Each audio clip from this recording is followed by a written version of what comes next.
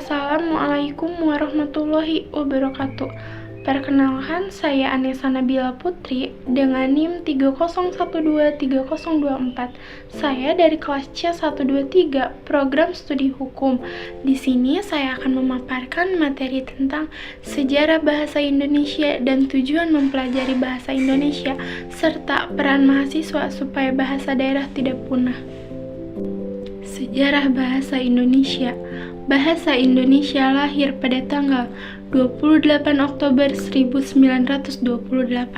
Pada saat itu, para pemuda dari berbagai pelosok Nusantara berkumpul dalam kerapatan pemuda dan berikrar: 1. Bertumpah darah yang satu tanah Indonesia. 2. Berbangsa yang satu bangsa Indonesia. Dan 3. Menjunjung bahasa persatuan bahasa Indonesia. Ikrar para pemuda ini dikenal dengan nama Sumpah Pemuda. Unsur yang ketiga dari Sumpah Pemuda merupakan pernyataan tekad bahwa bangsa Indonesia merupakan bahasa persatuan bangsa Indonesia. Pada tahun 1928, itulah bahasa Indonesia dikukuhkan kedudukannya sebagai bahasa nasional. Bahasa Indonesia dinyatakan kedudukannya sebagai bahasa negara pada tanggal 18 Agustus 1945. Karena pada saat itu Undang-Undang Dasar 1945 disahkan sebagai Undang-Undang Dasar Negara Republik Indonesia. Dalam Undang-Undang Dasar 1945 disebutkan bahwa bahasa negara ialah bahasa Indonesia. Bahasa Indonesia tumbuh dan berkembang dari bahasa Melayu, yang sejak zaman dulu sudah dipergunakan sebagai bahasa perhubungan atau lingua franca, bukan hanya di Kepulauan Nusantara, melainkan juga hampir di seluruh Asia Tenggara. Pada zaman Sriwijaya, bahasa Melayu dipakai sebagai bahasa kebudayaan, yaitu bahasa buku pelajaran agama Buddha. Bahasa Melayu juga dipakai sebagai bahasa perhubungan antar suku di Nusantara dan sebagai bahasa perdagangan, baik sebagai bahasa antar suku di Nusantara maupun sebagai bahasa yang digunakan terhadap para pedagang yang datang dari luar sana. Perkembangan bahasa Melayu di wilayah Nusantara memengaruhi dan mendorong tumbuhnya rasa persaudaraan dan persatuan bangsa Indonesia. Komunikasi antar perkumpulan yang bangkit pada masa saat itu menggunakan bahasa Melayu.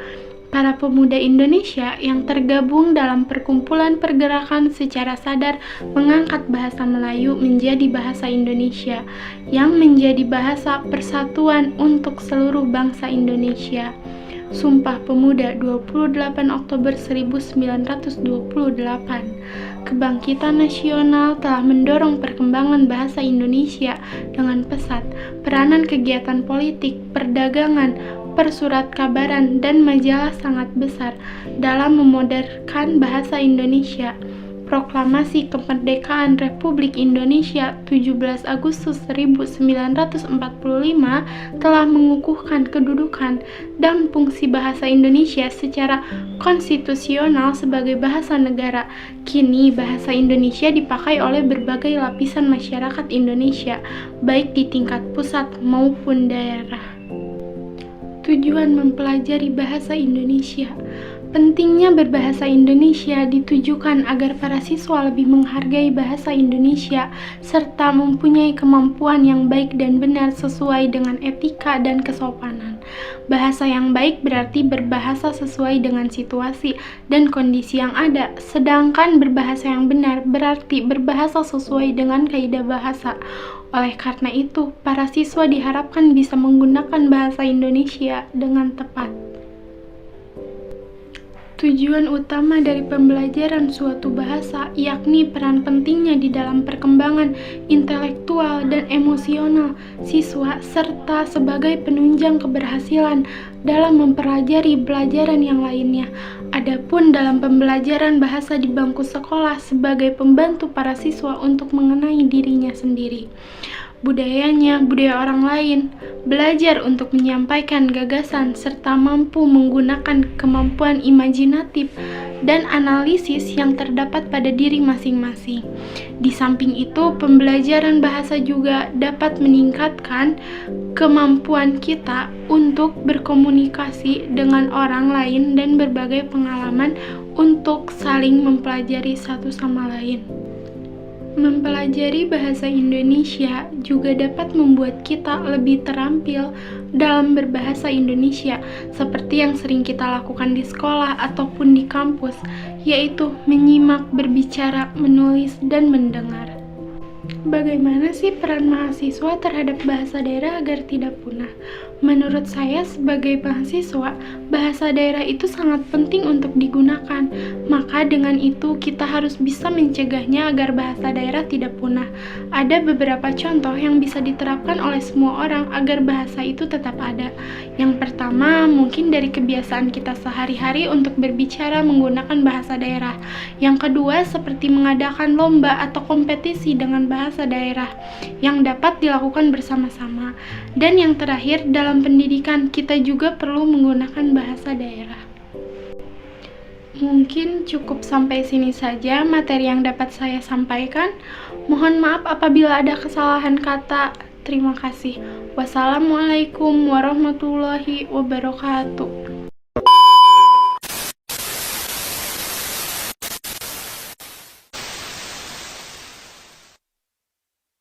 Sebagai insinyur, saya bilang kita harus membangun di atas sebuah dasar. Dasar yang sudah ada, bukan dasar yang belum ada. Begitu juga negara Indonesia.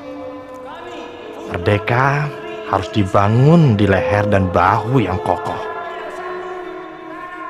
Di atas dasar yang sesuai dengan sejarah kita. Dasar yang demikianlah yang menjadi falsafah kita. Kita harus bersama-sama mencari visi dan wawasan yang kita semuanya setuju. Ini bukan kompromis, tetapi kita sama-sama mencari satu hati yang kita setujui bersama. Kami, putra dan putri Indonesia, menjunjung bahasa persatuan, bahasa Indonesia.